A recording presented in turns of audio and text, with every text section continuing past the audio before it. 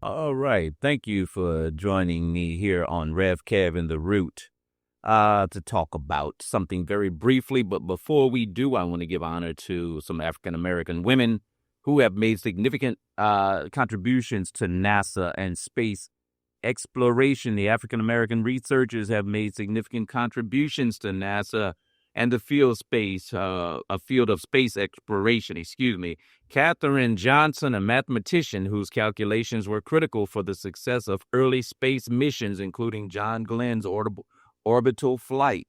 Dorothy Vaughan, the first African American woman to supervise a group at NASA. She was instrumental in the development of computer programming for space missions. Mary Jackson, the first African American female engineer at NASA. She worked in aerodynamics and advocated for women in engineering roles. Impact on the space exploration. These women, along with others, played vital roles in the space race, overcoming racial and gender barriers to contribute to significant achievements in aerospace technology. Their stories are highlighted in the book Hidden Figures, also a movie which showcases the untold contributions of African American women mathematicians at NASA. Their legacy and recognition, the legacy of African American women in NASA, continues to inspire new generations of scientists and engineers. Organizations like the National Museum of African American History and Culture celebrate these contributions, ensuring their stories are recognized and remembered as they should be.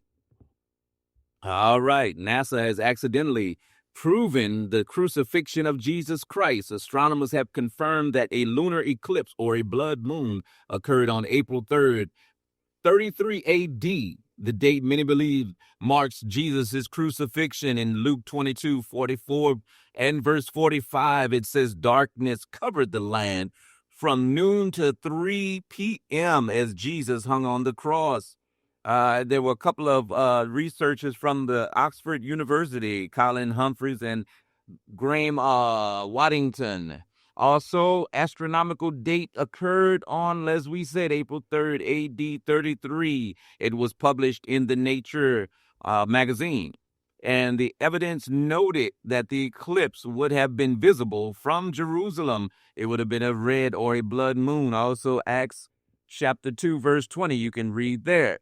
And the methodology that these researchers used, the researchers focused on timing of the Passover and the Hebrew Sabbath, combined with the lunar cycle and the data to narrow down potential dates. Also, Bradley Schaefer and John Pratt's research supported this time frame.